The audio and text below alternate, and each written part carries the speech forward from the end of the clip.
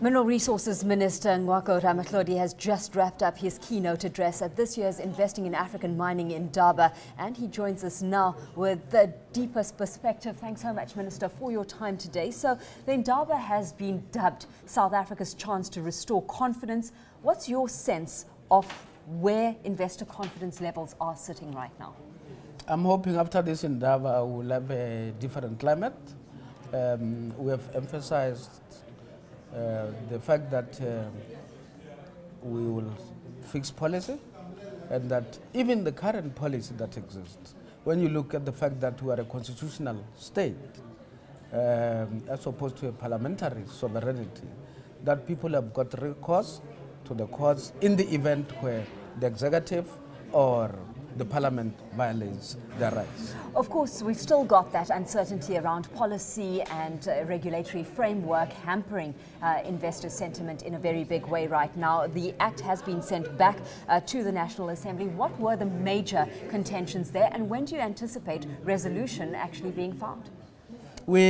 I'm discussing with the industry, the various divisions, your coal, gold, platinum, and I'm still to meet diamonds, but I am discussing with the CEOs who are in the country and explaining the processes that we are undertaking, and also getting their feedbacks on how they want us to process this legislation. And so one of the key issues there was that we need to separate oil and gas from the traditional minerals. We need to resolve the issue of the gate price in terms of beneficiation requirements for the country vis-a-vis the developmental price. I think those are the real key issues. And with oil and gas, it's also a question of, if you have got a license now to do exploration, are you then guaranteed the right to develop once you strike gas or oil? So we are looking at that. Minister, if that separation does come through, whose ambit would the oil portfolio then fall under? The Minister of Energy? No, what happens is anything that is below the ground is authorized through minerals. Anything which is above ground is regulated through energy. Where regulatory uncertainty lies amongst the biggest risks being posed to further investment in the mining sector, how much more progressive a policy do we have room for, bearing in mind business on the one hand and then the various social commitments on the other? The environment is very friendly. Policies are constitutionally guided. That must guarantee the comfort to anybody who wants to invest in South Africa. The infrastructure is in place, and we are spending more money on infrastructure. We are spending more money to resolve the energy challenges that faces the country. So I think we have got a climate. With the uncertainty that we do face on the regulatory front, I mean, we possibly miss an opportunity on the oil side of things, on energy development, where that is a potential economic game changer.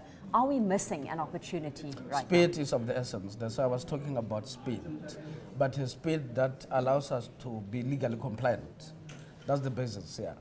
While you've got costs and competitiveness front of mind, you're having to balance them with so many other issues like long-term sustainability of the mine from an empowerment perspective as well. Where does that take the future shape of mining in your books? I think there is a historic context, because it's very important that we also invest in social stability. And the participation of black people in the economy should be understood in that context, given the historic legacy that we still do. You spoke of the formation of a national champion. What exactly are you envisaging when it comes to that, and are you on the scout for assets? The companies are disposing of some of the assets as we speak, and what I'm doing basically as the regulator is to engage them with the view of agreeing on principles whose outcome will be the production to produce the national champion. So we've spoken regulatory uncertainty, and of course labour issues are all well known. You've intervened, and you've stated this morning that you would intervene again from a government side of things if the need arose. Let's talk electricity. To what extent has the mining industry been jolted by South Africa's electricity crisis? Well, other people are coming on the grid, the new players, renewables, like I've mentioned, solar, wind energy, and we're looking at other bigger things on a larger and longer field. Well, we've got Labour. Are you worried about the changing collective bargaining landscape?